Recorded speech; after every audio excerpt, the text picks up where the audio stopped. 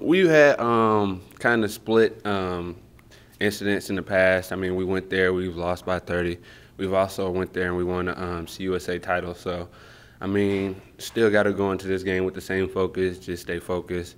We know it's a hostile environment. We know they have great fan support like we do.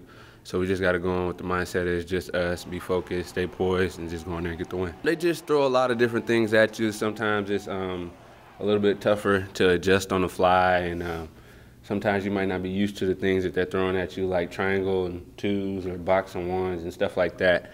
But we still got to stick to what we do, try to use our advantages and be able to come away with the win. Is there more of a slow-down team? You know, they want to keep the score kind of low, 40s, 30-point type games. They've had some games where halftime the score was like 17-20, and you know we try to get out and run. So they're gonna try to slow down the game. We're gonna try to speed it up. Definitely have to be efficient. When you have a low-scoring game, every point counts. When you're high-scoring, you can miss a couple of baskets because you know the possession's coming right back down the court.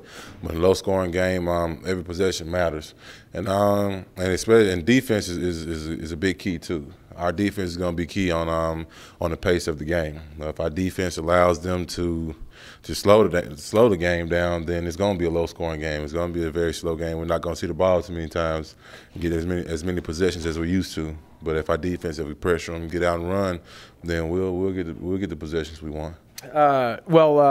Good win Saturday. Good to get to win 25.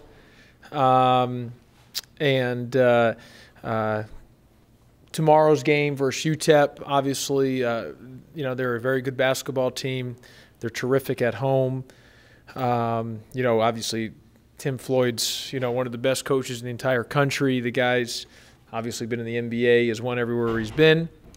They've got good players. They run really good offensive stuff. I mean, they got a lot of sets, and they're all effective and they're good. You know, they're good offensive sets. What they run defensively, obviously they're going to play multiple defenses. They'll play triangle and two, box and one. You know, try to play a lot, pack it in. I think they are #1 in the conference in allowing points per game defensively. I think they're about 59 a game, and we're #1 in the conference in scoring at about 77 a game. So, you know, this is a tremendous and a great opportunity for us.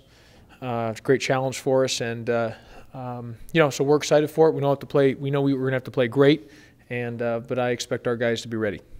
You know, this is a great game for us because this is the type of game that you could see in the NCAA tournament where, you know, two contrasting styles, and they're gonna, you know, it's both teams trying to impose the will on the other team. So. You know, it's just more of that they're good. I mean, there's just no other ifs, ands, or buts about it. It's not something that you see on an everyday basis defensively like that. But more than that, as you know, I mean, it's so much of you make some shots, it loosens everything up.